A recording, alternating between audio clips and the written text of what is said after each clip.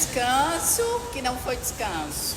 A gente está voltando agora, 2024, prometendo para vocês aqui no Mermancast, com carinhas novas que eu vou já apresentar.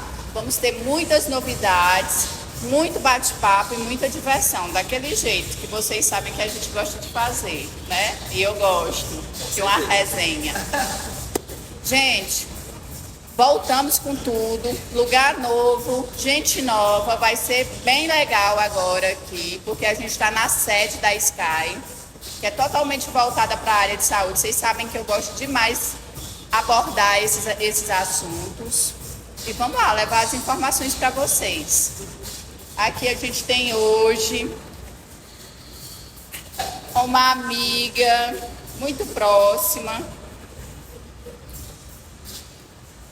E ela é igual o Júlio.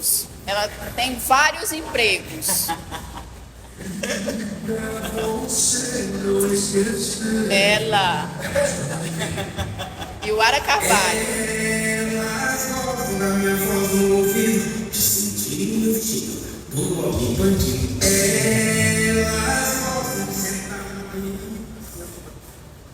E aí, Yuara?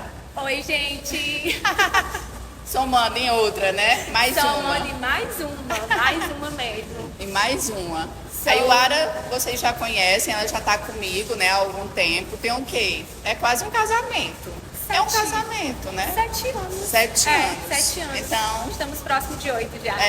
Inserida em mais um projeto aí da Denise, né? Estamos juntas. É isso. Estamos juntas. Sempre.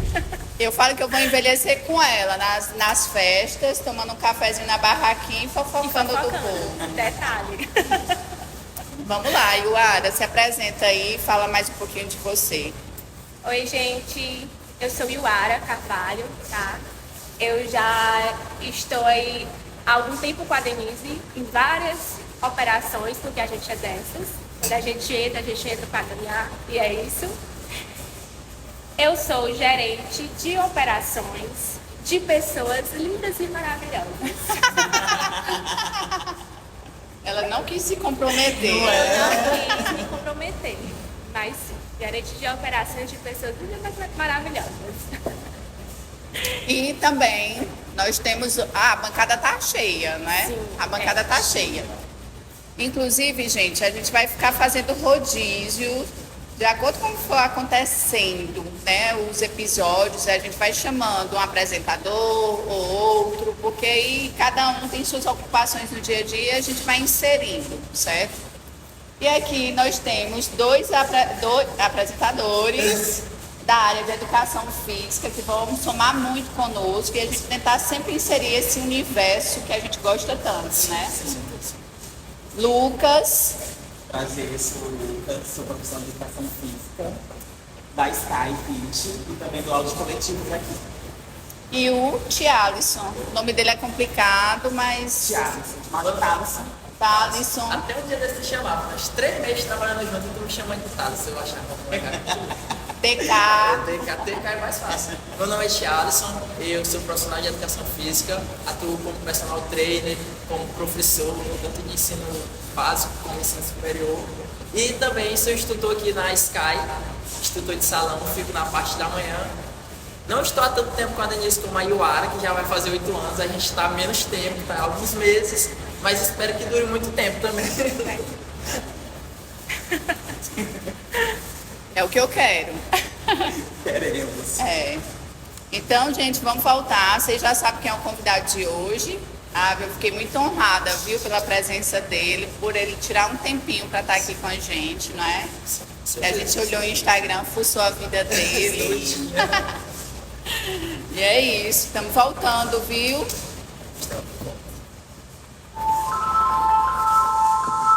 A música do Mermancast.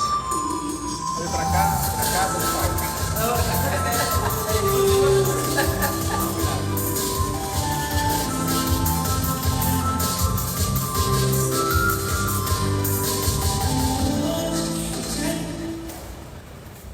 A pessoa convidada hoje é o Joniel, neuropediatra. Eu tive o prazer de conhecer, né? E eu amei, eu fiquei, nossa, eu tenho que levar ele no podcast, eu tenho que levar ele. Eu gostei muito da forma que ele aborda, da forma que ele recebe a gente, né? E aí, então, eu trouxe ele aqui para vocês conhecerem também, para seguirem ele na rede social e verem um trabalho maravilhoso que ele faz. Obrigado. Daniel, obrigada por ter vindo aqui para falar conosco. Eu que agradeço o convite. Vamos lá. Iniciar aqui as nossas perguntas, né? Várias dúvidas, várias e várias dúvidas. A primeira dúvida que eu gostaria de perguntar é a questão que as pessoas ainda confundem muito. Pode ser uma pergunta assim muito recorrente, mas que as pessoas ainda têm muita dúvida, que é a questão do trabalho do neuropediatra, do psiquiatra e do psicólogo. Porque com certeza deve chegar muito para você alguns casos que não eram nem no momento prático, no caso do neuropediatra, era um psicólogo, um psiquiatra, mas as pessoas não têm essa distinção. Então a primeira dúvida é essa: qual realmente é a real diferença e a atuação de cada um? Certo? Essa dúvida, PK, não é à toa. Realmente é parecido. Faz sentido ter uma certa dúvida sobre esses assuntos. Mas a primeira coisa a perceber é que tanto o psiquiatra quanto o neuropediatra estão na esfera da medicina. E a psicologia é uma outra ciência próxima, mas separada. Então, a principal diferença entre o psiquiatra e o neuropediatra e o psicólogo é que os médicos podem prescrever medicações e o psicólogo não. O psicólogo ele tem uma área de atuação na saúde mental, assim como o neuropediatra e assim como o psiquiatra, mas ele funciona basicamente como um bom conselheiro. Ele é um interpretador de dados e que tenta dar um direcionamento a você. Essa função pode ser feita por qualquer pessoa, até por um bom amigo, por um irmão, por um pastor, por um padre. O psicólogo é uma pessoa que tenta se capacitar para isso e ele tem um valor muito grande. Em contrapartida, o médico é diferente. Ele também pode exercer essa função de conselheiro, e é bem-vindo quando isso acontece, mas ele tem uma obrigação de ofertar os tratamentos médicos. Esses tratamentos médicos geralmente envolvem medicações. O psiquiatra e o neuropediatra, os dois são médicos, mas são um pouco diferentes. Apesar dos dois falarem de saúde mental, o neurologista, tanto o neuropediatra quanto o neuroagudo, geralmente está falando de lesões orgânicas. Estamos falando, por exemplo, de tumores, aneurismas, sangramentos, infecções, malformações congênitas. O psiquiatra também vai tatear isso como uma área de transição, mas ele está falando muito mais de doenças mentais, transtornos mentais, como depressão, ansiedade, bipolaridade. Não tem como você separar completamente as duas coisas. Mas dá para subentender que as doenças psiquiátricas, quando você vai fazer uma busca por elas, não acham uma causa específica. Se você começar a ficar sem andar e eu fizer uma ressonância, provavelmente vou encontrar lá um AVC ou um tumor. Então tem uma causa que eu posso pegar nela e tirar. O psiquiatra não. Ele geralmente não vai encontrar essa causa primária, apesar de nós sabermos que existe uma série de fatores, especialmente genéticos, que vão determinar ou pelo menos influenciar nesses resultados. Muito bem esclarecidíssimo. A gente viu que a sua clínica ela é nova, não é? Tem 4 meses, como você relatou anteriormente para a gente. Nasceu junto com a Skype. É verdade, olha. São bem próximos, vão fazer aniversário bem perto. A gente pode até juntar, né? Convida para o teu. A gente comemora junto. Então, lá no meu neuro, ele tem todo esse aparato também, tanto de psiquiatras como psicólogos, ou é realmente só voltado para a questão da neurologia? Pronto, então essa é uma ótima pergunta. Primeiro, o que é o meu neuro? Nós temos uma empresa chamada Meu Neuro, e essa empresa tem 3 ramos. Existe o atendimento presencial em qualquer clínica, como em qualquer clínica, perdão, que é o que você conhece, serviço natural, mas de excelente qualidade. Existe um atendimento, um projeto de levar a neuropediatria em outras cidades, que chama Minha Cidade, Meu Neuro, em que a cada 3 meses, mais ou menos, a gente leva a neuropediatria onde não tem neuropediatra. E existe também a plataforma Meu Neuro. A plataforma Meu Neuro é um serviço de telemedicina específico de neuropediatria desenvolvida aqui em Teresina. Essas são as ações do Meu Neuro. E a clínica Meu Neuro, que é o Centro Médico Infantil, é esse espaço hoje, que é a primeira clínica do Piauí desenhada para transtorno de desenvolvimento infantil. Ou seja, especialmente cargo-chefe, autismo e TDAH. Um outro cargo-chefe de neuropediatria que não está incluso é a paralisia cerebral, que aqui em Teresina já tem excelente trabalho desenvolvido pelo Dr. Alencar, que é um neurocirurgião de referência na cidade, e também pelo CEIC, como dois grandes centros, tanto particular quanto SUS. E existem outros profissionais que também lidam mais com paralisia cerebral. Lá no meu neuro, nós também recebemos pacientes com paralisia cerebral, mas não é o foco da clínica. O foco da clínica é reabilitação mental. Então, você vai encontrar lá todas as terapias necessárias para crianças com TDAH e com autismo. Ok? Lá tem também psiquiatra, perdão. Ele perguntou se lá também tem psiquiatra. No momento não tem, mas estamos em busca desse parceiro que possa estar lá conosco. Era essa a questão. O que abordava mais? O que você mais recebia realmente se tratava? Que é autismo e TDAH, não é isso? O engraçado é que quando eu me formei em neuropediatra 10 anos atrás, 12 anos atrás mais ou menos, eu fiz medicina na Universidade Federal do Piauí, fiz pediatria na USP de São Paulo e neuropediatria na USP de São Paulo. Eu fiz o finalzinho da minha especialização em Portugal, neurogenética. E o que eu quase não via lá era casos de autismo. Nesses grandes centros, o que você vê são casos de doenças raras. São doenças que geralmente vão levar ao óbito, alguma sequela grave, em poucos meses ou no decorrer de alguns anos. E tudo drenava para lá como um centro de máxima referência. Então, o que não se resolvia em nenhum lugar, ia tudo para a USP, né? E os casos de autismo, também casos de TDAH, eles eram lidados também lá, mas com menor volume, né? Então, eu saí da minha formação quase sem ver casos de autismo. Quando eu cheguei aqui em Teresina, só que tinha era caso de autismo. E aí tive que começar a aprender a lidar com autismo, estudando e especialmente ouvindo as mães, porque existe muito de conhecimento que você vê da pessoa que está na vivência. No dia a dia é diferente. Por exemplo, se um dia vocês tiverem filhos, eles já têm, não sei se vocês já têm filhos, mas se um dia vocês tiverem filhos, é muito diferente você lidar com um profissional que tem filho e que não tem. Se você for um médico pediatra que tem filho, é uma coisa. E um médico pediatra que não tem filho é completamente diferente. Parece que perde a credibilidade, de fato, porque é noção, né? Porque Exatamente. realmente a vivência é diferente, traz toda uma bagagem. Exatamente isso. Né? Juliana, quais especialidades pode dar esse diagnóstico? Porque tem relatos de algumas pessoas que falam, eu tenho o diagnóstico que foi dado pelo psicólogo. Quais especialidades pode dar esse diagnóstico? De algum transtorno, de forma geral. Essa pergunta, Iwara, ela tem que ser destrinchada. Porque quando você fala a palavra diagnóstico, esse diagnóstico pode ser dado por vários profissionais, inclusive fora da medicina. Tem o diagnóstico mecânico dá no carro, Sim. o diagnóstico que o advogado dá da tua situação jurídica. Então, o diagnóstico é uma análise. Mas quando você fala o diagnóstico médico, né, você está dizendo que o médico está atestando, através de um documento médico, que existe uma patologia. Em algumas situações, o que você precisa é o diagnóstico médico pelas burocracias, como por exemplo, se você tem uma criança com autismo, e você vai levar essa criança para receber o benefício do INSS, certo? Se você chegar lá com um documento dizendo que a criança é autista, mas não foi o médico que deu aquele documento, ele não vai ser válido. Mesmo que a criança seja autista, mesmo que a informação esteja correta. Sim. Então, é uma questão burocrática, e a burocracia tem o seu lado bom e ruim. Então, a burocracia, ela trava muitas coisas, mas ela te dá segurança ao mesmo tempo. Do ponto de vista médico, qualquer médico pode dar diagnóstico de autismo. Assim como qualquer médico pode operar, assim como qualquer médico pode fazer qualquer coisa. Eu posso operar e nunca operei na minha vida ninguém, mas eu posso. Agora, será que eu vou fazer bem feito? Aí eu dispenso. Então, o que você corre é o risco de fazer uma imperícia, de você dar uma informação que não é precisa por não dominá-la. Aí você está aceitando correr esse risco. Mas, oficialmente, qualquer médico pode dar um diagnóstico de autismo. Vou te dar duas realidades. Nos Estados Unidos, por exemplo, o médico que mais lida com autismo não é o neuropediatra, é o pediatra. O pediatra faz parte da formação de pediatria. No Brasil, isso tem começado a mudar agora, mas não é assim atualmente.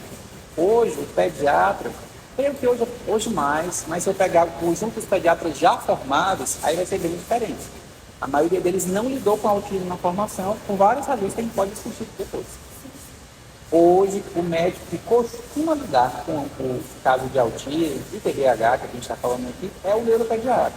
E como o autismo e o neuropediatra é uma coisa recente, agora o neurologista adulto e o psiquiatra adulto têm visto essas pessoas que começaram a entrar na fase adulta com a quantidade maior de pacientes. Mas eu, como neuropediatra, por exemplo, atendo inclusive autistas e pessoas com TDAH adulto. Porque eu já tento acompanhar essas pessoas desde a infância até o resto da vida. Então, eu não me eximo de falar isso. Mas, por exemplo, se você perguntar, o psiquiatra pode atender um caso de TDAH? Pode. E costuma ter boa vivência em relação a isso. O neurologista pode. E se ele se dedicar a isso, ele costuma ter uma boa vivência. Assim como o clínico geral também pode. Agora, o que ele não pode dizer é que ele é especialista naquela área. Então, quem pode falar que é neuropediatra? É a pessoa que se formou em neuropediatria, fez exames adicionais, fez a prova de título ou tem um registro do médico. Dos dois. Mas você pode ser um excelente médico ou um excelente profissional relacionado a autismo e TDAH sem ser neuropediatra. É só uma questão se você pode carimbar aquilo ali ou não e de se divulgar como especialista. É só esse o ponto. Atualmente, já que a clínica neuro, ela é mais voltada para esses transtornos de desenvolvimento, né? Principalmente na fase da infância. E uma dúvida que fica, não sei nem se a terminologia é correta, mas atualmente, para a maioria das pessoas entenderem, até para a gente entender também, qual o conceito de autismo e TDAH? Se pode-se dizer que tem um conceito bem fechado assim nessa área. Pronto. São duas perguntas. Qual é o conceito e se é um bom conceito? Se existe realmente. Se é um bom conceito no sentido que ele é fechado ou não. Sim. Existe um conceito. E conceitos são importantes. Sem conceito, sem definições, você não sabe o que você está fazendo, não é verdade? Então, existem várias definições atuais do que é o autismo e TDAH. Não existe só uma, existem várias. Mas existem umas que são muito mais aceitas que outras. Então, a definição mais conhecida, mais aceita no meio médico, é de um manual chamado DSM-5, que é o Manual de Diagnóstico de Transtornos Mentais, na 5ª edição, que foi lançado em 2013. Então, com base no DSM-5, eu posso afirmar o que é uma pessoa portadora, como definir uma pessoa portadora de transtorno do espectro do autismo, ou como definir o transtorno do espectro do autismo. É uma pessoa que tem 3 características principais, sendo que 2 delas estão muito entremeadas. É até difícil separar essas 2 primeiras. A dificuldade de comunicação e dificuldade de interação. Como geralmente você usa a comunicação para interagir, então você acaba recebendo um nome só disso, que é a comunicação social. Então, a primeira coisa de uma pessoa com autismo é que ela tem uma dificuldade para se comunicar socialmente. Aí você fala assim, mas até aí pode ser uma pessoa tímida, né? Só que uma pessoa com autismo, além dessa dificuldade, ela tem uma segunda característica marcante, ela tem muitas manias. E essas manias, elas podem ser de diversas naturezas. Podem ser manias motoras, como sacudir a mão, andar na ponta dos pés. Podem ser manias vocais, como você está conversando aqui comigo e eu do nada começar a falar um som aqui completamente alheio à nossa situação. Podem ser manias ritualísticas, como fazer sempre aquele mesmo jeito, não muda de jeito nenhum. E podem ser ainda manias mentais, de querer fazer as coisas sempre do jeito que ela planejou e nada mais do que isso. Se você tem uma pessoa com uma dificuldade sociocomunicativa importante, com muitas manias, ela é uma candidata ao diagnóstico de autismo. Só que ela ainda não é. Porque existem outros critérios que podem fazer você sair desse diagnóstico. Que critérios são esses? Primeiro, você tem que começar com isso na infância. Não pode começar com 30 anos. Até pode descobrir com 30 anos, mas não começar.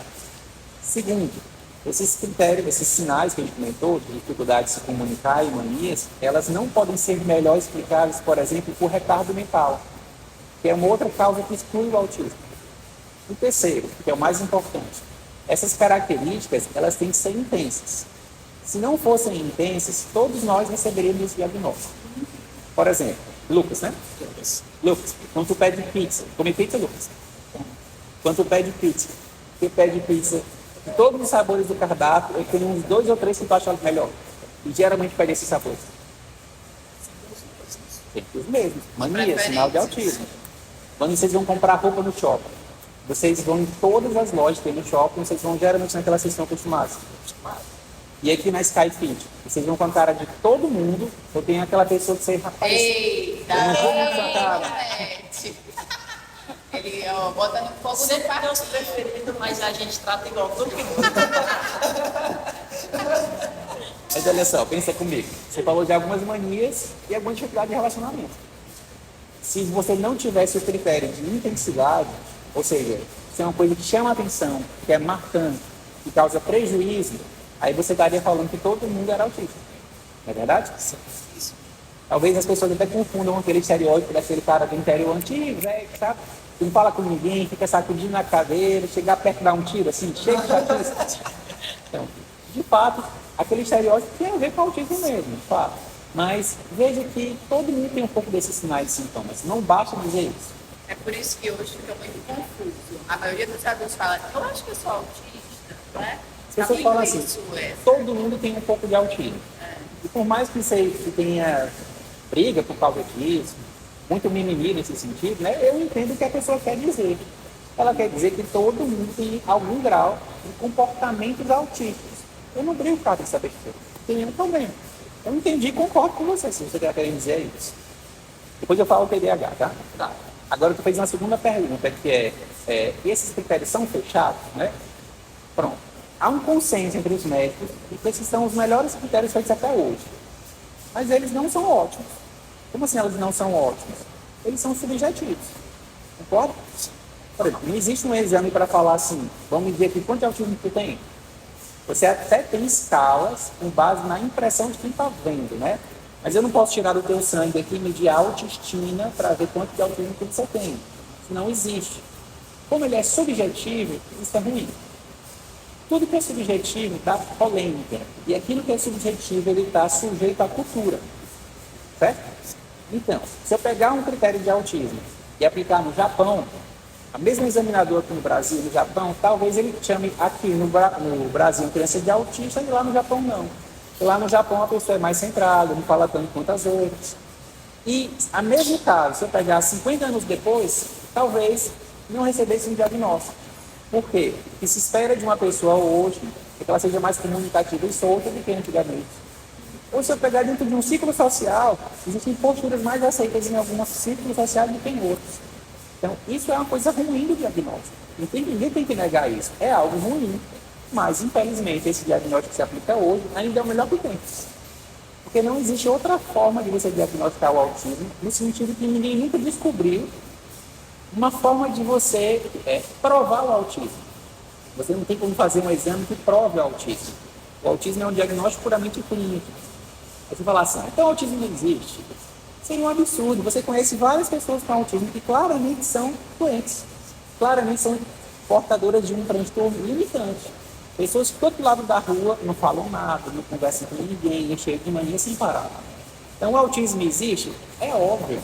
Existem casos mais graves, mais leves, igualmente óbvio. Seria como negar que o grama é verde.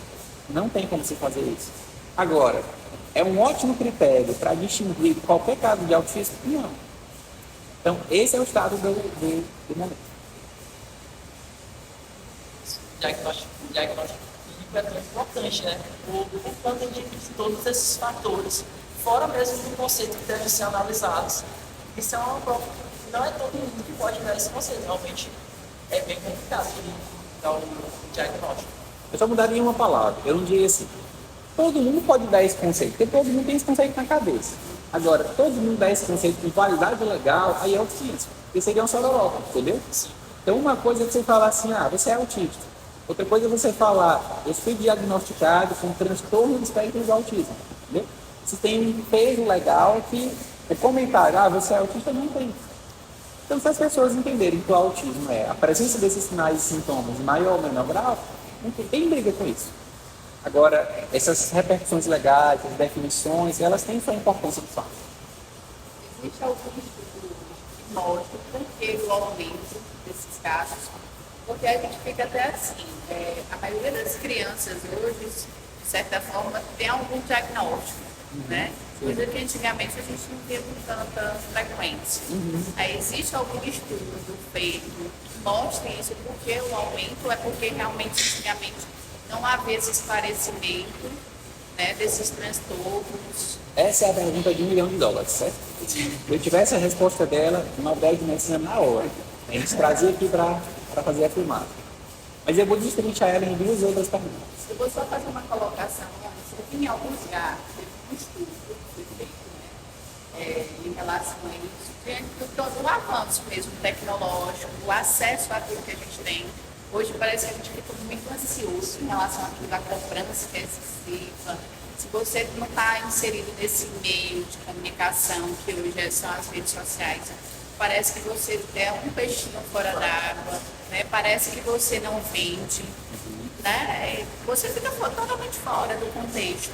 Hoje, de certa forma, você é avaliado diante do teu número de seguidores, né?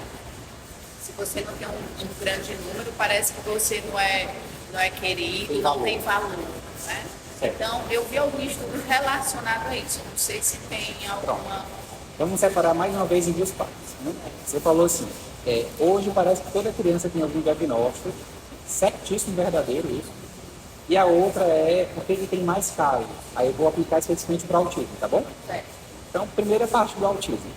Por que temos mais casos de autismo? Sim, tem. Você provavelmente deve pensar em cada gente diagnosticado com autismo. Na minha época de criança, tinha um outro na minha sala e era só que eu conhecia um primo. Tem um primo que na minha infância já era diagnosticado com autismo. Por que isso não é assim hoje? Existem várias razões propostas, né? Várias explicações para isso.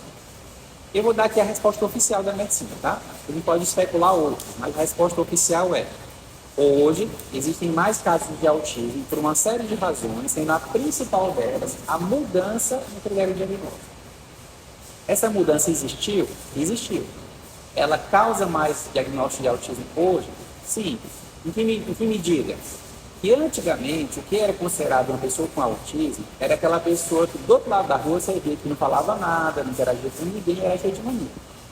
Isso hoje ainda é o autismo, mas isso hoje é o autismo grave. Além desse grave, existem os casos moderados e os casos de autismo leve. No consultório médico, para quem lida com autismo todo dia, casos de autismo grave, como eu acabei de dizer, você vê de longe. No caso de autismo moderado, você vê em um minuto na sua frente interagindo com ele pelas posturas das respostas quando você tenta interagir.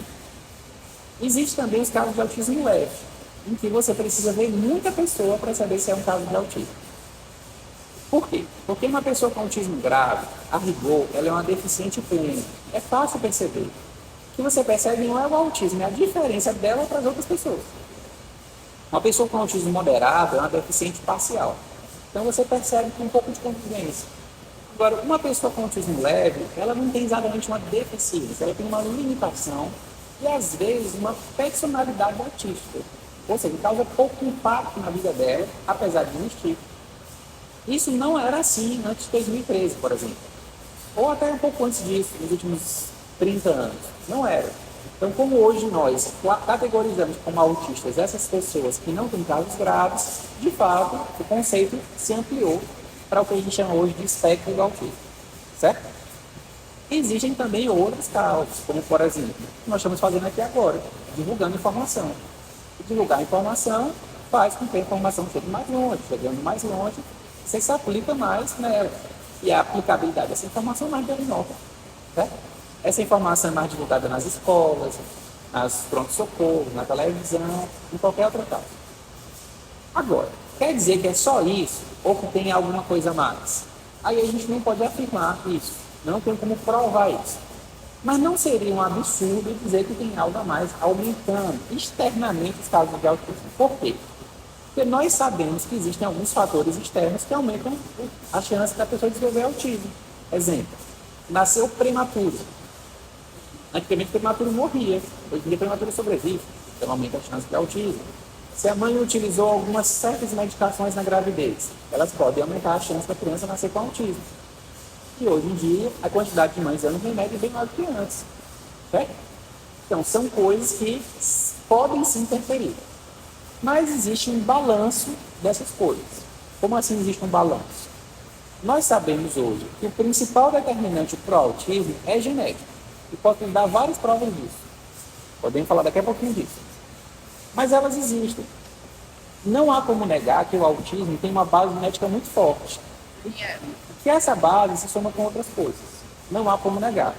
Essas coisas são pouco impacto. Vamos dizer que o autismo hoje ele é 97% genético e 3% coisas externas.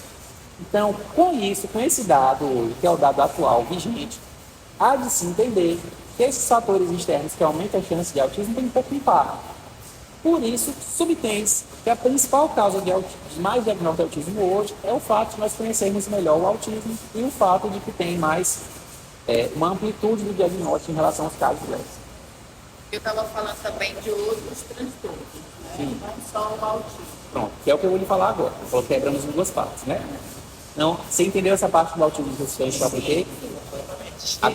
Agora vamos aos outros transtornos, tá? Esse é um assunto um pouco polêmico, pode ser que tenha um pouco de discussão em relação a isso. Mas o fato hoje é que se você for aplicar o DSM-5, né? Se você for aplicar o DSM-5 para qualquer pessoa que sair entra em consultório do psiquiatra, não tem como ele sair de lá sem um diagnóstico. Não tem. A não ser que ele fale, eu estou ótimo, mas se ele for contar a vida dele, a minha vida é assim, assim, assim, assim, assado, alguma coisa vai aparecer. No sentido de que hoje nós tentamos normalizar comportamento. E quando sai um pouquinho daquele comportamento considerado normal, aí você tem aí uma patologia mental. Especialmente falando em relação aos extremos, né? E os comportamentos seres humanos são naturais. Você vai nascer com um conjunto de comportamentos, que vai moldá-los ao longo do tempo, né? Então eu entendo que existe assim uma grande vigilância e aplicabilidade de termos médicos em coisas cotidianas. Como, por exemplo, existe um diagnóstico na neuropediatria chamado transtorno opositor desafiador. O transtorno opositor desafiador é o nome que se dá no médico para uma criança desobediente e desrespeitosa. Assim como você chama de acne, o que você chama em casa de espinha. O que você chama de catarro na rua e no médico de secreção respiratória. É a mesma coisa. E quando eu faço uma avaliação de uma criança dessa, eu tenho que dizer, olha, eu como médico, posso passar remédios para ajudar seu filho? A resposta é sim, posso. Mas a diferença é muito pequena. O principal nesse caso é a educação, o comportamento. Então veja que foi um caso em que a medicina, ela pegou um nome, pegou uma situação cotidiana e deu um nome médico a ela. Isso é errado? Depende do seu julgamento. Se você quiser chamar isso na direita, vai chamar de pecado. Se você quiser chamar no interior, vai chamar de falta de tato. Se você quiser chamar na rua, vai ser falta de educação. No consultório médico, vai ser transtorno opositor desafiador. Eu acho que o erro é a ênfase que você dá. Você pode errar na ênfase, não na nomenclatura. Você pode dizer no máximo que é confuso. Não necessariamente que é errado. Eu considero confuso. Por isso eu tenho que esclarecer no consultório o que aqueles termos significam para que a pessoa possa entender a origem do problema e saber como ajudar a criança. Transtorno opositor desafiador. A pessoa que fala pro pai, o pai, meu Deus, meu filho tem um problema de graça. Aí daí o médico. Mas ele pode entrar com medicação ou ele é mais... Pronto. Sim, ele pode entrar com medicação, mas o principal não é o remédio. O principal é como a família reage a isso. E o controle das circunstâncias que propiciam isso. Pulso mesmo, né? Direção. Pulso faz muito eficiente, é muito eficiente. Pulso, rigor, limite, isso tudo é muito importante. Mas perguntar assim, Joniel, ajuda o remédio? Ajuda. Mas é um pequeno impacto. Talvez a melhor forma de dizer isso seja pegando outro exemplo mais comum. Por exemplo, depressão. É uma coisa que as pessoas falam mais cotidianamente, né? Vocês já observaram que tem famílias que pode estar tudo perfeito na vida dessas famílias. Tudo perfeito. Emprego, casamento, tudo maravilhoso. Não tem defeito nenhum. Mas as pessoas têm um comportamento depressivo a despeito de que a vida esteja ótima, entre aspas. E geralmente isso tem assim, a tia era assim, a avó era assim, não sei o quê. É um componente familiar. Essa é uma situação real. Concorda comigo? Agora vamos para o outro lado, do extremo. Tem outras pessoas que a vida pode estar completamente cabeça para baixo. Casamento péssimo, perdeu todo o dinheiro. E tá lá, feliz. Loucura, tá tudo errado e ela tá lá resiliente e satisfeita. Certo? Então, veja que existe uma coisa que é da pessoa, independente do meio externo. Mas também não há como negar que a maioria das pessoas num contexto de tá tudo errado, tende a desenvolver depressão. E também não há como negar que a maioria das pessoas, num contexto onde está tudo perfeito, tende a não ter depressão. Então, o que você vê? É biologia ou é fatores externos? É os dois. É uma biologia, que é uma base que você nasceu, que se soma com fatores externos para gerar um resultado. A gente estava falando ainda há pouco de transtorno opositor desafiador. Então, existem crianças que são mais difíceis que outras. Eu não tenho nenhuma dúvida disso. Que elas tendem a ser mais desobedientes por uma série de fatores que muitas vezes não estão no controle delas, pelo menos não ainda na infância. E existem outras crianças que o principal fator é o quê? É a criação que não está legal. É o externo. Então, quando você bota ali na balança, vamos dizer que o transtorno opositor desafiador, ele está mais pesado para o externo do que para a biologia. Mas não quer dizer que vai ter alguns casos em que a biologia vai ser marcante.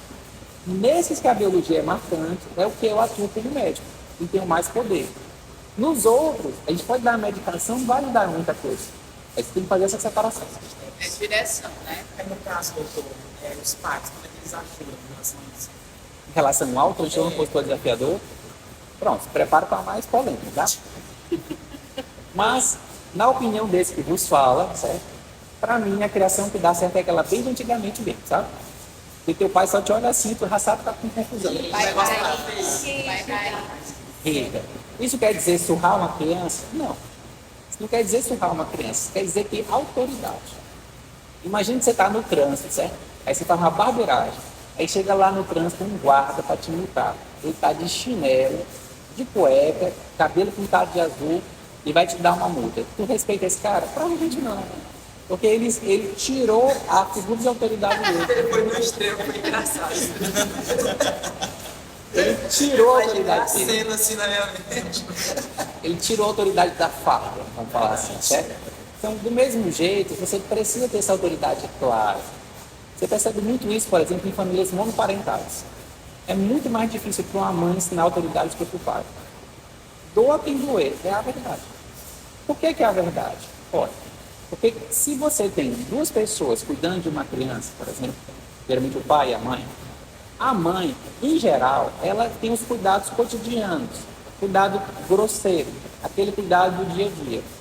Que começa que nasce da barriga dela e vai para o peito. Então ela acaba se igualando àquela criança de certo modo, quando ela senta no chão, brinca, chameja, faz tudo o que tem que fazer. Exercer um papel de boa mãe significa, de certo modo, se igualar à criança. Então, quando a mãe vai ter autoridade sobre ela, ela não tem como, porque ela se igualou a ela muitas vezes. Então, nesta hora, o pai, não falando um pai ausente, um pai presente, mas um pai que tem um papel de pai, ele tem mais autoridade. Não só por ser maior, pelo tom de voz, isso também, mas porque ele tem esse papel reservado para ele. Deus fez assim, reservou para ele mesmo aquele papel.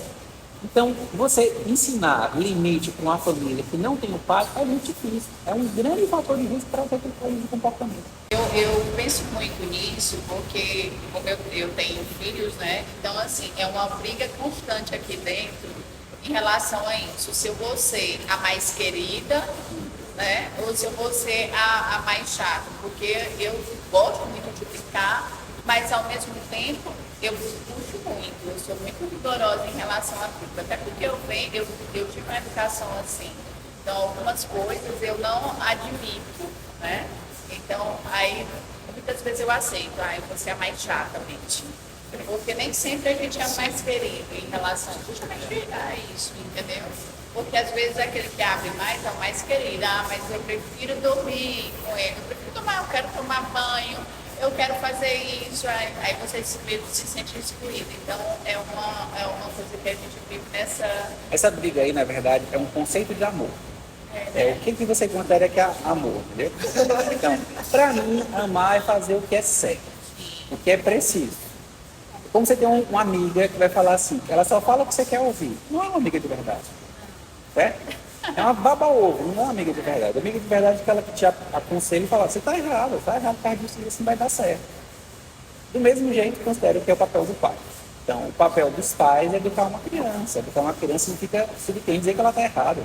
Afinal de contas, ela está ali para errar mesmo, para aprender o que é certo. Se você é um pai que só acolhe e não corrige, ao meu ver, você não ama de verdade. Não considero que seja amor de verdade. E a gente fica nesse dilema, não é? Mas às vezes é duro, porque você tem que ser pulso firme e aí fica com pena também. É a realidade de hoje também. A gente tem que pensar na construção deles também no futuro, né? A vida adulta. Será que se eu criar dessa forma, falar dessa forma, como é que vai ser essa Você como pai e mãe vai errar com certeza. Isso não existe, sabe? Então você vai errar às vezes para mais, no rigor, às vezes para menos. Qualquer dia você observar os resultados e corrigir a rota, né? O que não pode é demonizar, brigar com a criança, porque você briga porque ama, e porque você precisa que ela tenha um comportamento direcionado para o correto. E também não pode você só brigar. Eu costumo dizer assim, ó, se você é um pai que só briga, ao longo do tempo aquilo vai gerar medo, e depois de medo vai gerar revolta. Agora, se você é um pai que brinca e que ama, o resultado é outro, é respeito. Porque você sabe que aquela pessoa que briga com você, ela dá várias demonstrações de amor. Então, você subentende, ele briga comigo porque ele me ama. Ele me ama porque quer o meu bem. Então, você aceita aquela autoridade melhor. Certo? Colocar limites, né? Isso aí. Você pergunta em relação às telas? Sim, a relação entre o autismo e as telas, né? Tem alguns relatos de pais que falam, né? Meu filho é autista, tem dificuldade com algumas coisas, mas ele é tela. Eu dou aqui um exemplo, né? Eu dou aqui um jogo para ele que outras pessoas que já têm um grau, adolescente, já é para adolescente ou adulto, mas eles conseguem, né, ter uma facilidade muito boa de usar aquele jogo, né, de fazer aquele manuseio, dar ali uma tela para ele consegue conduzir de uma boa forma. Então é a relação mesmo entre o autismo e as telas. Como funciona isso? Está me perguntando, Para você. tá me perguntando se a pessoa com autismo tem facilidade com telas, é isso? Sim, também. Pronto. Diria que não em relação ao autismo em si. O autismo ele é muito heterogêneo. Ele vai envolver, como definição, a capacidade de socialização reduzida e as manias, né? Mas também pode ter pessoas que têm deficiência intelectual, que não tem, em menor grau, maior grau. Então vamos imaginar uma pessoa que é muito inteligente e que, por ser autista, ela não gosta muito de interagir com as pessoas, né? Presencialmente, pelo menos. Ele é um prato cheio de papel, né? E você é inteligente, aprende fácil as coisas, mas não gosta de interação.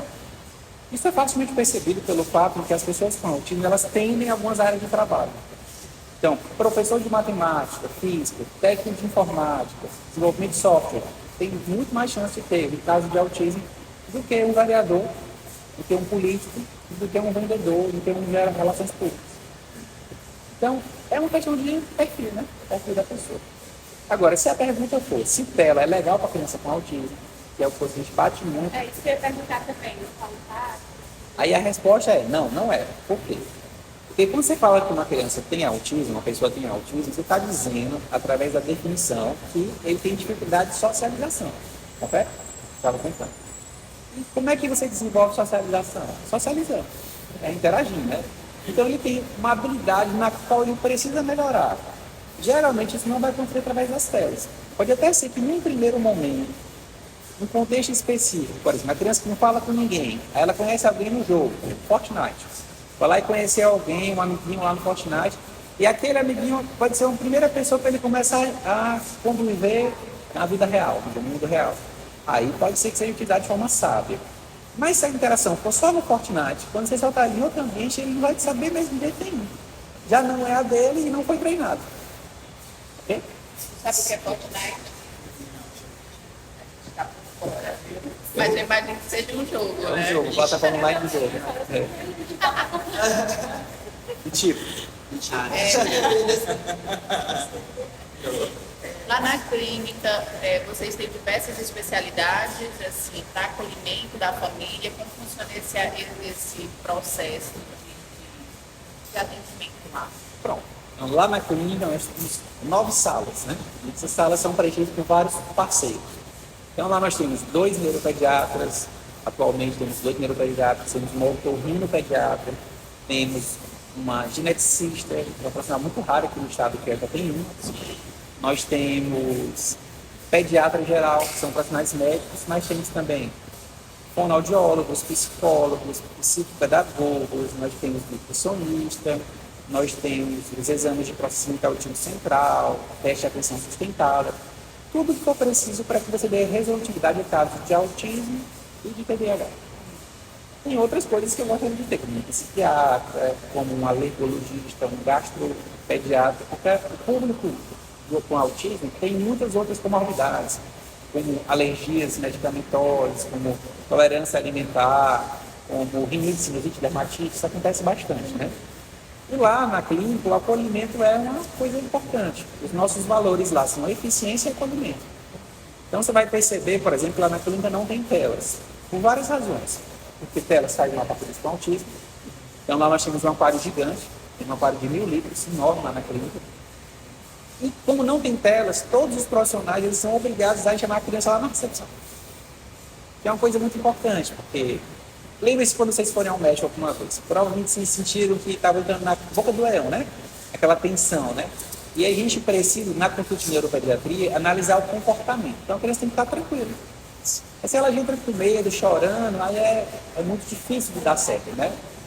Mas o acolhimento começa no médico, nas nossas secretárias. Nós temos duas excelentes secretárias, e graças a Deus, Deus nos deu esse time padrão ouro, que eu digo assim. Elas são naturalmente simpáticas, são treinadas a serem simpáticas, são treinadas a serem acolhedoras. E tem uma coisa importante na clínica, todo mundo tem alguma relação pessoal com o autismo de alguma forma. Então é um filho com autismo, um filho com TDAH, temos uma secretária lá que tem 2 filhos com autismo, você tem ideia. Então, assim, existe uma identificação com aquelas pessoas, né? Existe ali um acolhimento natural, que eu estava contando, que é difícil quando você não é pai. Quando você não é pai. E doutor, teve algum atendimento assim que me marcou? Assim, aquele que ficou na memória? Tem um atendimento que me marca por nós. Tem vários. Mas tem um especialmente que me levou a ser neuropediatra, na verdade. Porque quando eu estava na universidade, o que eu fazia era tudo de geriatria. Era de idoso. Sempre gostei muito de lidar com esse público mais fraco, vamos falar assim. Tanto idoso quanto criança, né? Mas aí, no final, decidi fazer pediatria, porque também gostava desse público, mas tinha uma questão de mercado, de demanda maior, de pediatria que de geriatria, no sentido de que a maioria dos pediatras na época eram bem antigos, então existia uma lacuna a ser preenchida.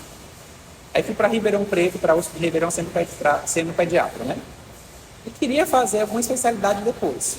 Mas quando você é pediatra, a coisa mais legal em ser pediatra é que você vê a criança ficar boa. E quando ela está saudável, é uma alegria. Quando ela está triste, ela parece estar amuada, assim, para nada da vida. Se ela ficar boa, então existe uma recompensa muito grande e você imediatamente colhe aquele fruto de ver uma criança ficar restaurada. Aquilo é muito bom, muito alegre. Quando eu fiz neuropediatria, ninguém queria fazer neuropediatria. Hoje é uma profissão muito disputada, mas na época sobrava vaga, ninguém queria. E por que ninguém queria? Porque a maioria dos casos de neuropediatria eram muito graves. É o que eu te falei lá, que eram crianças que iam morrer em poucos meses, né? Então não tinha essa troca, que é a parte boa da pediatria, que é você ver a criança ficar boa. Mas eu tive um paciente chamado Davi. E o Davi tinha uma doença muito grave, chamada doença de Leigh. E essa doença ele tinha muitas convulsões, tinha 30 convulsões por dia, 40, 50, 100, eram muitas convulsões. Então era um caso paliativo, alguém que ia morrer em pouco tempo. Mas um dia a mãe desse rapaz me encontrou sorridente, muito sorridente, porque a gente tinha feito uma modificação no tratamento dele. E em vez de ter 50 convulsões, ele tinha tido 30. Que é muito, mas para ela foi incrível ter reduzido de 50 para 30. Nesse dia, eu aprendi uma coisa que eu nunca me esqueci. Eu aprendi que dar pouco para quem não tem nada é tão bom ou melhor do que dar muito para quem já tem tudo. Então, é como você dar bicicleta para quem anda a pé, é melhor do que dar uma Ferrari para quem já tem um Porsche. Então, nesse dia eu entendi, ser neuropediatra também é bom, porque essas pequenas coisas também trazem muito retorno. Mas de lá para cá, muita coisa mudou, porque aí, hoje em dia, não são mais só os casos graves, né? Se você for olhar para essa ótica, por exemplo, o autismo não tem cura. De fato, não tem. nem o TDAH, mas a gente consegue mudar muito a qualidade de vida, coisa que era muito melhor do que eu sonhei um dia. Então foi bom nesse sentido conhecer o Davi. E essa qualidade de vida, ela está ligada também a essa assessoria, que é psicóloga de forma constante, algumas medicações em alguns casos, né? Sim, com certeza. Esse É sempre acompanhamento. um tripé, né? Que é Sim. a equipe E a médica, família, né? exato, equipe médica, terapeuta e família. Você ainda pode botar a escola na história, que tem um papel muito importante também. Sim. É um conjunto. Não adianta de nada você tratar uma criança com medicação se o resto não estiver ok. Não tem como. Então, em primeiro lugar, família, porque é o responsável direto, é quem vai ser cobrado e é quem pode ajudar. Segundo lugar, em termos de autismo, os terapeutas. E em último lugar, o médico. É só ali detalhes. Faz diferença? Faz. É importante? É. Mas não é o agente principal. No TDAH, aí investe um pouco. Aí, em primeiro lugar, é a família. Em segundo lugar, é o médico. E em terceiro, as terapias. Porque a eficácia do tratamento do TDAH é alta. É de 60% a 80%. No autismo é 15% a 20%. Então, a gente tem uma pequena inversão. Outra pergunta que eu acho que vai gerar polêmica em relação à escola, certo? Nós temos aqui em Teresina, por exemplo, temos escolas que são mais rigorosas e escolas que atendem, de certa forma, a necessidade da criança, inserindo ela mais, deixando ela mais livre na criação, inserida com a natureza, né? Sem aquela cobrança excessiva. Pronto. Se você como profissional, o que tu indicaria para essas crianças com transtorno? Pronto. Depende do perfil. Aí tem que fazer um detalhamento. Vamos dar nome a esses tipos de escola. Não às escolas, aos tipos. Essas escolas que está dizendo que são mais puxadas, rigorosas, a gente não está falando de rigor no comportamento em si, apesar de também existir, mas no rigor na demanda de aprendizado. Então, isso inclui escolas conteudistas. As escolas conteudistas são as escolas que o objetivo delas é fazer você passar no vestibular com 17 anos. Certo? E existem as escolas humanistas, que o objetivo delas é dar um bom aprendizado para a criança e manter um padrão de qualidade de vida, comportamento e aprendizado. Aqui em Teresina não existe nenhuma escola que não seja pelo menos um pouco conteudista. As escolas de Teresina, todas elas, têm um padrão de exigência maior que o resto do Brasil. Eu recebo pacientes do Brasil inteiro, que vêm de outras cidades para consulta ou que se mudaram para Teresina. Para via de regra, quase todas elas chegaram aqui e se assustarem com o nível de cobrança da escola. Exemplo, no Paraná, a letra cursiva é ensinada a uma criança aos 8 anos, 7, 8 anos. Aqui no Piauí é cursiva. E daqui a pouco tem que aprender a ler e escrever em inglês também, 5 anos. E existe uma exigência cada vez maior, certo? Então, qual é a escola certa? Depende do seu objetivo. Se o que você acha que é importante para o seu filho é passar no vestibular com 17 anos, ótimo. Eu fui um desses. Mas para mim foi tranquilo. Eu estudei numa escola conteudista a vida toda, passei no vestibular com 17 anos, mas nunca sofri por isso. Então, meu perfil bateu nesse. Agora, meus filhos, por exemplo, não estudam numa escola conteudista. Por quê? A gente perguntar o nome da escola. Porque Eu joguei, e aí vamos ver se ele vai cair. a gente não gosta de um prato de pão. Então eu agradeço muito a escola que me focou. Obrigado. Mas você não está criticando. Então, essa informação, né? Enfim, a escola humanista, ela tenta não ser o objetivo principal fazer você passar no vestibular tão cedo.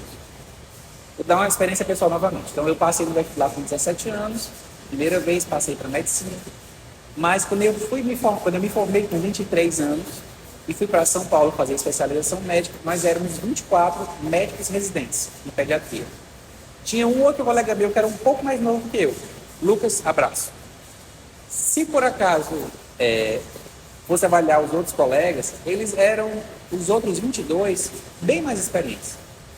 Eles tinham já entrado na universidade mais tarde, eles tinham se formado mais tarde, eles tinham parado o curso para fazer, sei lá, Médicos Sem Fronteira.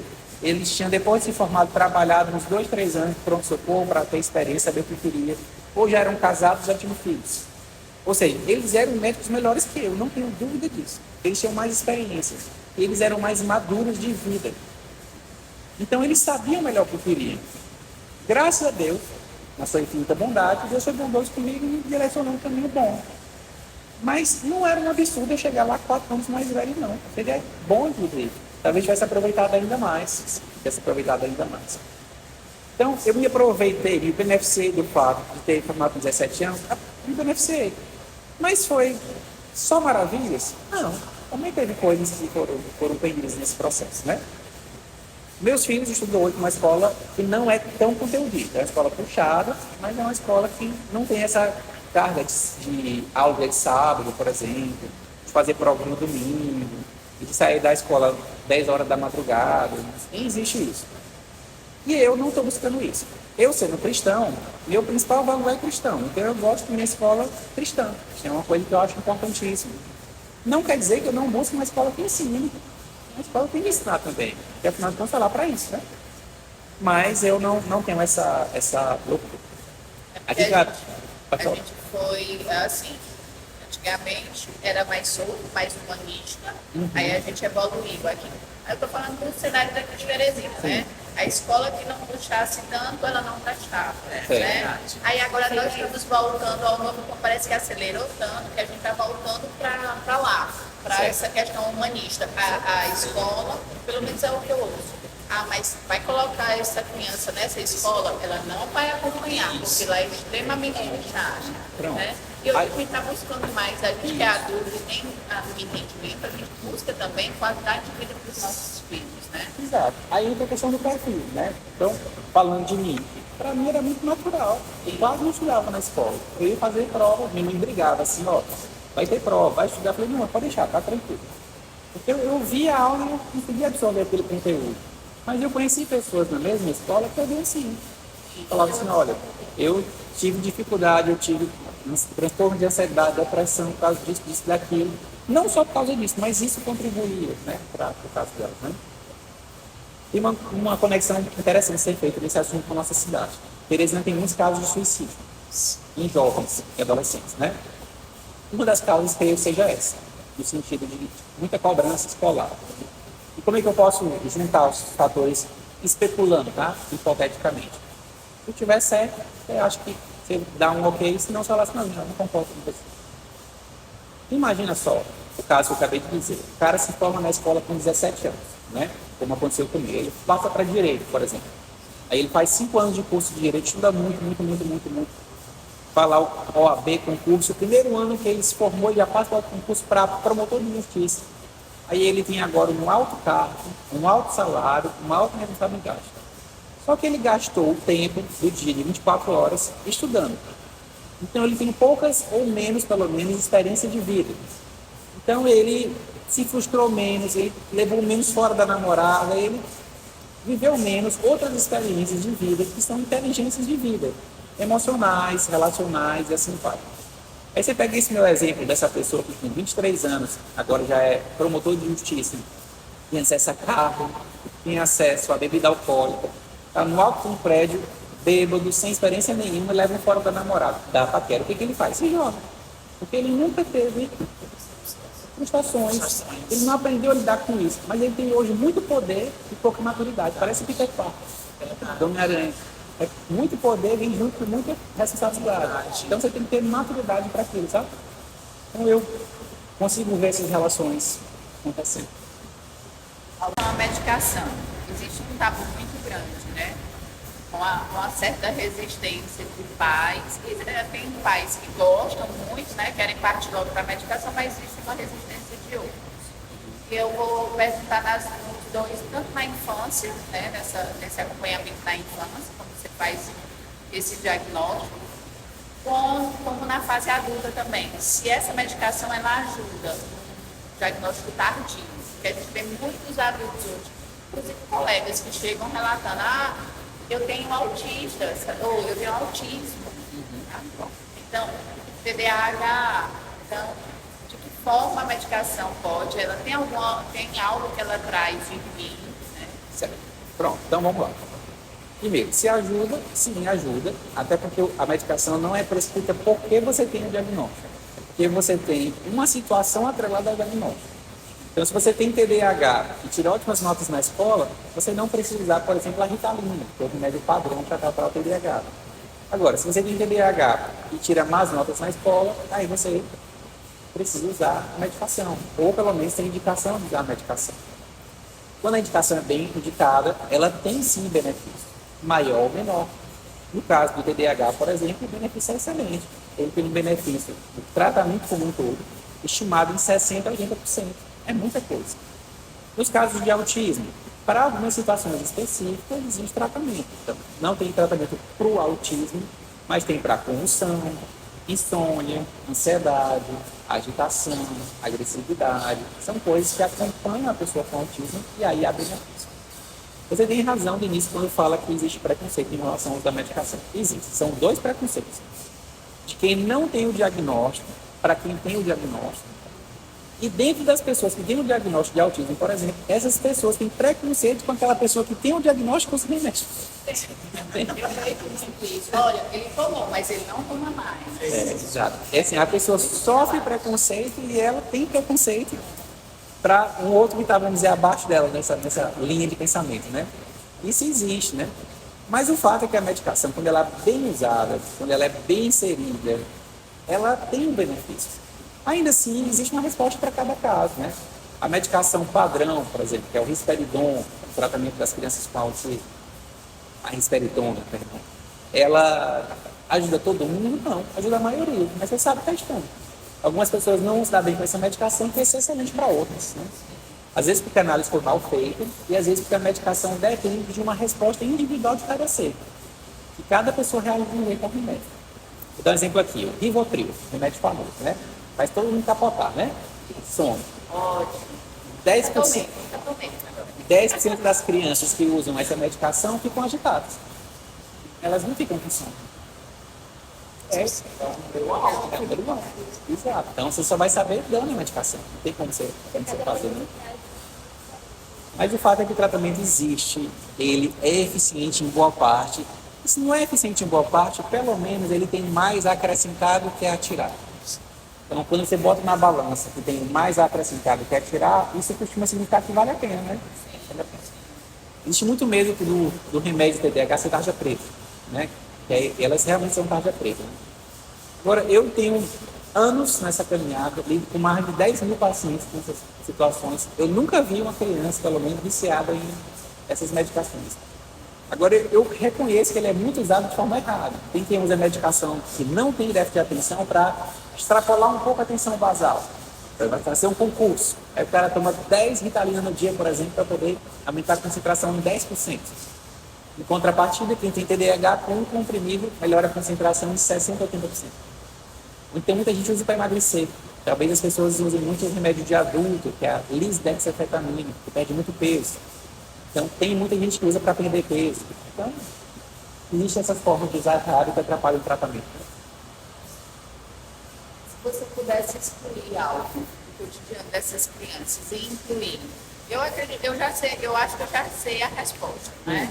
Porque já foi dito aqui. Se pudesse excluir alguma coisa e incluir alguma coisa no processo de educação, de vida mesmo, dessas crianças com transtorno. Se eu pudesse incluir alguma coisa, incluiria a educação religiosa.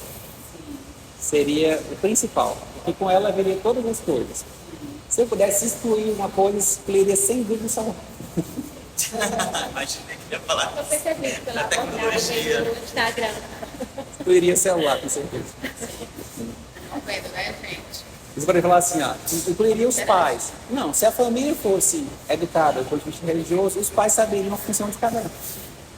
Então, isso aí iria como tabela. Você tem que filtrar muito assim, o que você está vendo hoje, como você é inserido, de certa forma, porque hoje está todo mundo muito focado nessa evolução, em tudo. O meu é bom, o meu é melhor. Tem muita essa comparação também. E se você for entrar nessa, né, seguir o que todo mundo está fazendo, Então, você tem que ter pé no chão, né? Ser centrado para saber o que você quer, para saber o que é melhor para o seu filho também, para você não se deixar contaminar. Isso é extremamente importante, porque a gente vê muito essa competição.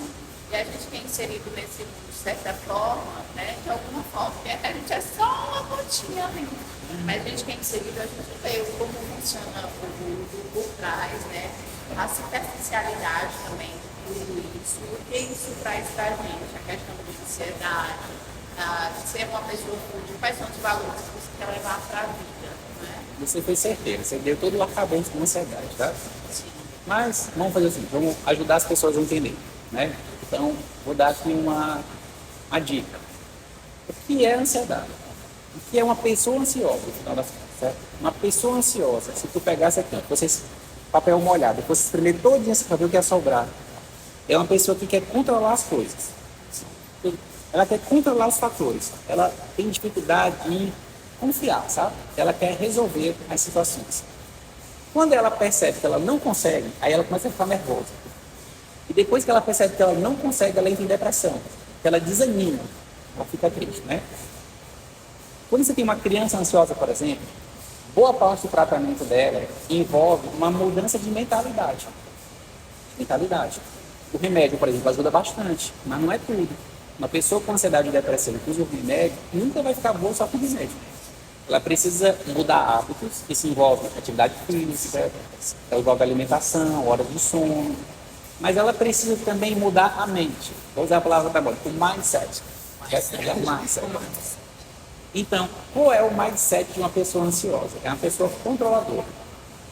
Por que ela é controladora? Porque ela tem expectativas demais e porque ela não consegue confiar em outras pessoas. Quando você é criança, qual é a confiança que você tem que ter? É nos pais, que são os responsáveis por você, certo? Então, confiar até de acreditar que o que você acha que está errado e ele acha que está certo, deve ser feito do jeito dele. Porque ele já é mais velho que você, mais maduro. Agora, para os adultos é mais difícil. Por quê? Porque não tem mais o papai e a mamãe para cuidar. Você é dono de você mesmo, né? Ou não. Eu, por exemplo, não me considero dono de mim mesmo. Eu confio em Deus. Então, se eu confio em Deus, Deus não muda, Deus sempre me ama, Deus não desaparece, não morre, eu consigo ter meu porto seguro numa coisa que não faz. Agora, se eu confiar em mim, eu me conheço, eu falho. Se eu confiar na minha esposa, eu conheço, vai falhar. Se eu confiar na minha saúde, uma hora eu vou adoecer. No meu dinheiro, uma hora vai acabar. Na minha beleza, uma hora vai acabar também. Então, meu porto seguro está numa coisa que não falta. Quando você confia em Deus, por exemplo, você pode dizer, qualquer coisa que acontecer, mas Deus vai estar lá para me ajudar. Então, você acaba tendo esse controle da ansiedade muito melhor.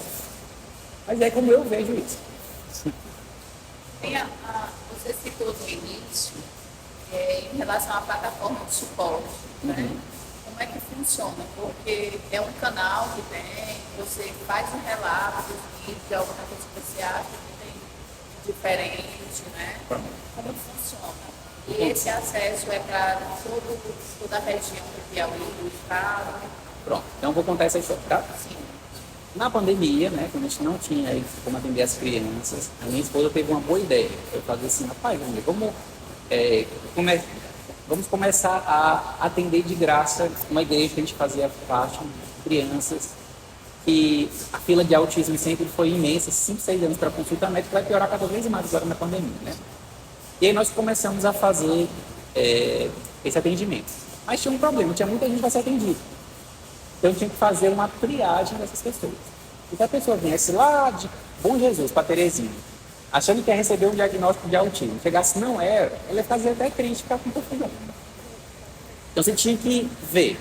Lembra que eu falei para vocês que tem casos que está todo lado da rua, a pessoa é autista? Então eu falei assim, vamos pegar esses casos primeiro para já tirando da fila, já dando a documentação para ela, porque aí ela entra com benefício do governo, começa o tratamento, as estimulações, ele é um ótimo começo em relação ao autismo. E nós começamos a receber vídeos de pessoas que eram candidatas a essa avaliação social que a gente fazia. Só que a gente foi percebendo que pelos próprios vídeos já dava para ter uma ideia muito boa de quem era autista, porque afinal de contas é comportamento, né? E nessa época da pandemia foi aprovada pela medicina, né? Que não era aprovada antes, começou na pandemia.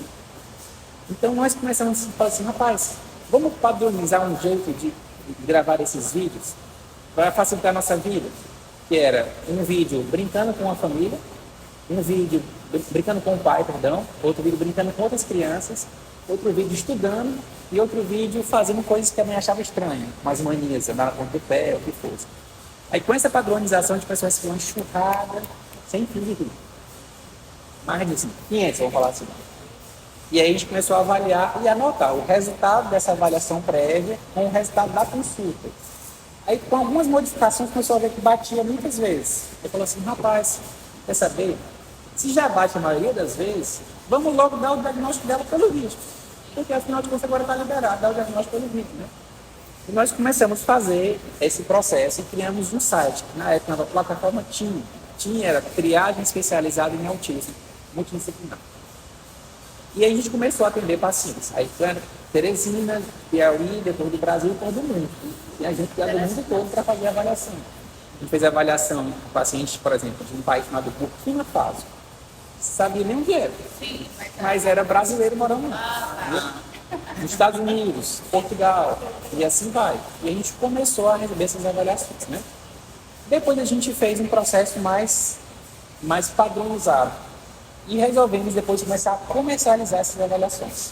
Então, nós começamos a comercializá-las. Qual foi a vantagem desse processo? Primeiro, o custo, que era menos de 40% do preço de uma consulta.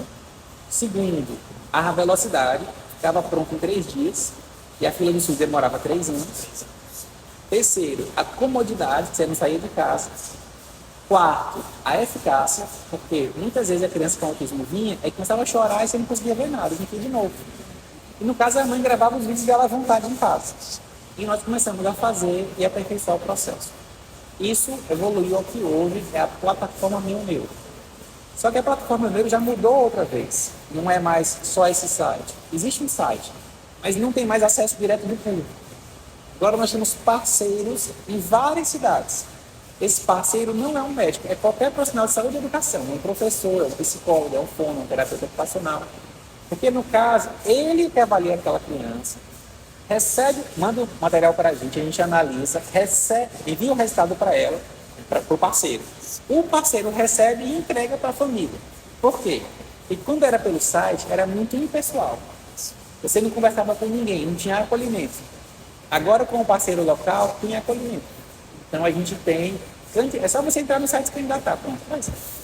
E aí a pessoa começa a ter como dizer, vamos falar, um consultório de neuropediatria na sua própria casa. Mas isso é particular, é de vocês. É particular, Não não. tem nada a ver. Não, e esse projeto já foi contratado pelo governo, por exemplo, a Prefeitura de Teresina, a Câmara de Vereadores já contratou. Ele concorreu, inclusive, por que não está concorrendo, como projeto pioneiro do brasileiro em relação ao atendimento de saúde. E até hoje ele existe. Então, a gente tem aberto essa plataforma até Mas hoje. hoje funciona só aqui, atendendo só a necessidade do Estado? Não, ou funciona também para o mundo inteiro, né? Só que hoje é através de parceiros. Então, tem que ter alguém lá em Portugal. Se tiver uma brasileira lá que é fonoaudióloga e ela quer fazer a avaliação, ela pode fazer. muito boa ideia. Boa ideia. Além disso, você tem uma assessoria que te acompanha, porque eu vejo que você teve um processo. Você vê a diferença lá no Instagram, do início, né? E a evolução de vocês. Hoje vocês têm uma assessoria ou você faz tudo? Não, tem uma assessoria e nem gosto muito de fazer.